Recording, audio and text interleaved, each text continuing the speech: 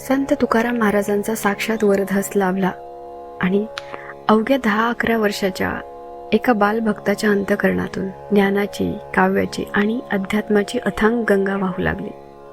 पण श्रोते हो, तो काळ 16व्या-17व्या शतकाचा होता. समाज कडक कर्मकांड, रूढी परंपरा आणि जाती व्यवस्थेच्या जंजिरामध्ये अडकलेला होता. एका लहानग्या स्त्रीने अभंग रचणे आणि शूद्र मानल्या गेलेल्या तुकोबारायांना गुरु मानणे त्या काळातील कर्मठ उच्चवर्णीयांना मुळीच पचत नव्हते. ही धर्मभ्रष्टता आहे.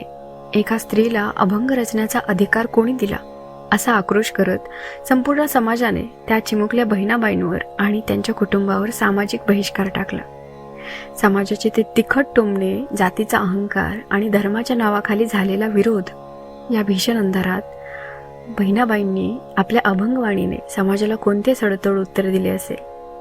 नमस्कार श्रोते हो, विठ्ठल वाईबच्या या पावन आध्यात्मिक प्रवासात आम्हा सर्वांकडून तुम्हा भाविक श्रोत्यांचे मनपूर्वक स्वागत.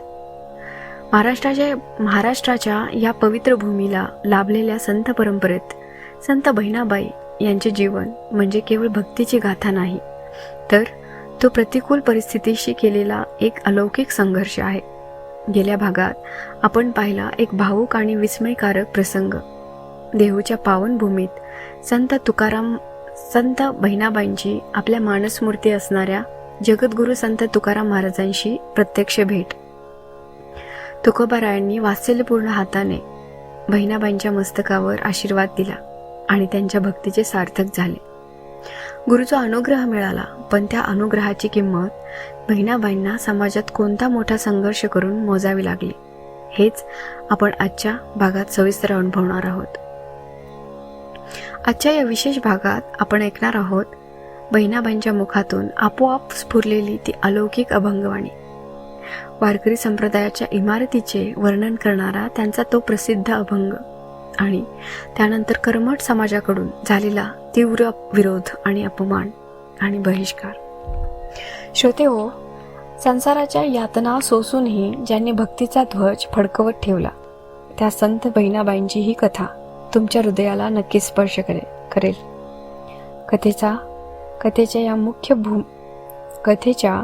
या मुख्य भागात प्रवेश करण्यापूर्वी जर तुम्ही आपल्या विठ्ठल वाईब्स परिवारात नवीन असाल तर चॅनलला आत्ताच सबस्क्राईब करा आणि बेल आयकॉन दाबून ठेवा, जेणेकरून संतांच्या या गाथेचा एकही भाग तुमच्याकडून चुकणार नाही. चला तर मग डोळे मिटा, मन एकाग्र करा आणि प्रवेश करूया संत बहिणाबाईंच्या काव्य निर्मितीच्या आणि संघर्षाच्या या पावन प्रवासात. जय हरी विठ्ठल. तुकोबारायांचा साक्षात आशीर्वाद मिळाला आणि एका स्त्रीच्या अंतरंगातून ज्ञानाचा, भक्तीचा अथांग झरा वाहू लागला. पण समाजात असे काही कर्मठ लोक होते ज्यांना एका स्त्रीने अभंग रचणे आणि शूद्र मानल्या गेलेल्या तुकोबारायांना गुरु मानणे मुळीच पचत नव्हते.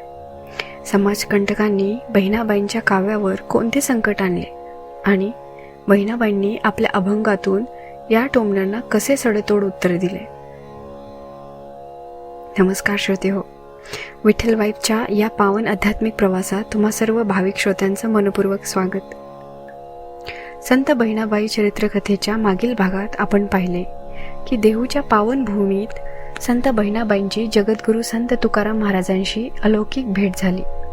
तुकोबारायांच्या वरदहस्ताने बहिणाबाईंच्या आयुष्याचे सार्थक झाले आणि आजच्या या भागात आपण बहिणाबाईंच्या आयुष्यातील एक अत्यंत महत्त्वाचा आणि संघर्षाचा टप्पा पाहणार आहोत.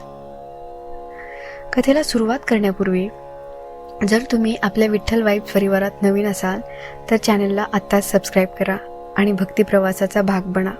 चला तर मग आजच्या या भागाला सुरुवात करूया. देहूवरून परत आल्यानंतर संत बहिणाबाईंच्या आयुष्याला एक नवेच रूप प्राप्त झाले. गुरुसंत तुकाराम महाराजांच्या कृपेनं त्यांच्या अंतःकरणात साठलेला भक्तीचा भाव आता शब्दांच्या रूपात बाहेर पडू लागला. ज्याप्रमाणे वसंत ऋतू आल्यावर झाडांना पालवी फुटते, त्याचप्रमाणे बहिणाबाईंच्या मुखातून आपोआप अभंगाची रचना होऊ लागली. त्या काळी एका स्त्रीने, तेही अवघ्या लहान वयात, संस्कृत आणि प्राकृत भाषेचा गाढा अभ्यास नसताना इतके अर्थपूर्ण आणि आध्यात्मिक अभंग रचणे ही एक अलौकिक गोष्ट होती. बहिणाबाईंच्या अभंगात केवळ भक्ती नव्हती, तर त्यात संसार, कुटुंब, नीतिशास्त्र, गुरुभक्ती आणि स्त्री जीवनाची व्यथा या सर्वांचे अद्भुत प्रतिबिंब होते. त्यांनी आपल्या एका प्रसिद्ध अभंगात वारकरी संप्रदायाची संपूर्ण इमारत कशी उभी राहिली याचे अद्भुत वर्णन केले. संत कृपा झाली, इमारत फळा आली, ज्ञानदेवे रचिला पाया, उभारले देवालया, नामा तयाचा किंकर, तेने रचले आवार, जनार्दन एकनाथ खांब दिला भागवत, तुका झाला से कळस, भजा भजा रे सावकाश. बहिणाबाईंची ही अभंगवाणी ऐकून परिसरातील भाविक थक्क होत. हळूहळू त्यांच्या घराभोवती लोक अभंग आणि कीर्तन ऐकण्यासाठी जमू लागले. पण श्रोते हो, जिथे प्रकाश असतो तिथे अंधाराचा प्रतिकारही असतोच. बहिणाबाईंची वाढती कीर्ती, त्यांची काव्य प्रतिभा समाजातील काही कडक, कर्मठ आणि सोवळे ओळे पाळणाऱ्या उच्चवर्णीयांच्या डोळ्यात खपू लागली. त्या काळात समाजात 2 मोठ्या रूढी होत्या.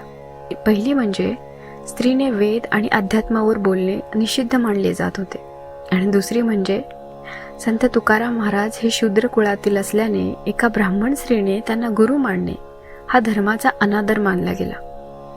गावातील काही कर्मठ ब्राह्मणांनी, समाजकंटकांनी बहिणाबाईंच्या या भक्तीला धर्मभ्रष्टता असे नाव दिले. त्यांनी गंगाधर शास्त्रीवर आणि बहिणाबाईंच्या कुटुंबावर दबाव आणण्यास सुरुवात केली. तुमची पत्नी धर्माच्या चौकटी मोडत आहे, शूद्र तुकारामांचे अभंग गायन करून ब्राह्मणांचा अपमान करत आहे, असे टोमणे मारून त्यांना समाजातून बहिष्कृत करण्याची धमकी दिली जाऊ लागली. एकीकडे गुरूंची भक्ती आणि दुसरीकडे समाजाचा भीषण विरोध. बहिणाबाईंच्या कुटुंबापुढे पुन्हा एकदा संघर्षाचे ढग जमा झाले. श्रोते हो, संसारातील आणि समाजातील इतके अत्याचार सोसूनही संत बहिणाबाईंनी आपल्या भक्तीचा आणि काव्याचा मार्ग सोडला नाही. संतांचा हा त्याग आपल्याला खूप काही शिकवून जातो. जर तुम्हाला विठ्ठल वाईफचा हा भाग प्रेरणादायी वाटत असेल तर या व्हिडिओला आत्ताच एक लाईक करा आणि कमेंटमध्ये जय हरी विठ्ठल लिहायला विसरू नका. चला पुढे पाहूया बहिणाबाईंनी या विरोधाला कसे तोंड दिले. समाजाच्या या टोमण्यांनी आणि विरोधाने बहिणाबाई किंचितही डगमगल्या नाहीत. त्यांनी कोणताही हिंसक किंवा क्रोधाचा मार्ग न निवडता आपल्या अभंगांच्या माध्यमातून या कर्मठ समाजाला वैचारिक उत्तर दिले. त्यांनी स्पष्ट केले की भक्तीला कसलीही जात, पात आणि लिंगभेद नसतो. ईश्वराच्या दरबारात ज्ञानाला महत्त्व असते, अहंकाराला नाही. त्यांनी आपल्या अभंगातून लिहिले की शरीर हे एक केवळ वस्त्र आहे, पण आत्मा हा ईश्वराचाच अंश आहे. गंगाधर शास्त्रींनीही आता बहिणाबाईंची साथ सोडली नाही. पूर्वी ज्या शास्त्रीजींनी बहिणाबाईंचा अतोनात छळ केला होता, तेच शास्त्रीजी आता बहिणाबाईंच्या पाठीशी खंबीरपणे उभे राहिले. त्यांनी समाजकंटकांना ठणकावून सांगितले की माझ्या पत्नीची भक्ती ही ढोंग नाही, तर तो ईश्वराचा साक्षात्कार आहे. बहिणाबाई रात्रंदिवस विठ्ठलाच्या ध्यानात आणि काव्यात मग्न राहिल्या. समाजाच्या शिव्यांचे रूपांतर त्यांनी विठ्ठल नामाच्या गजरात केले. त्यांच्या या अढळ निष्ठेपुढे हळूहळू समाजकंटकाचा विरोधही फिका पडू लागला. समाजाचा विरोध शमला, पण नीतीच्या मनात काही वेगळे शिजत होते. संत तुकाराम महाराजांनी देहूमध्ये सदेह वैकुंठ गमन केले आणि ही बातमी ऐकताच बहिणाबाईंच्या पायाखालची जमीन सरकली. आपल्या लाडक्या गुरुच्या विरहाने बहिणाबाईंना असा कोणता धक्का बसला ज्यामुळे त्यांनी अन्न पाणी त्यागून स्वतःचे प्राण त्यागण्याचाच निर्णय घेतला. आणि विरहाच्या या आगीत पांडुरंगाने त्यांना दर्शन देऊन कसे सावरले जाणून घेण्यासाठी एका पुढील भाग. श्रोते हो, संत बहिणाबाईंचे जीवन आपल्याला शिकवते की सत्याच्या आणि भक्तीच्या मार्गावर कितीही विरोध झाला तरी अंतःकरणातील श्रद्धा अढळ असेल, समाजही शेवटी नतमस्तक होतो. आजचा भाग तुम्हाला कसा वाटला हे कमेंट बॉक्समध्ये नक्की सांगा. भेटूया लवकरच पुढच्या भागात. तोपर्यंत विठ्ठल नामाचा जप करत राहा. रामकृष्ण हरी.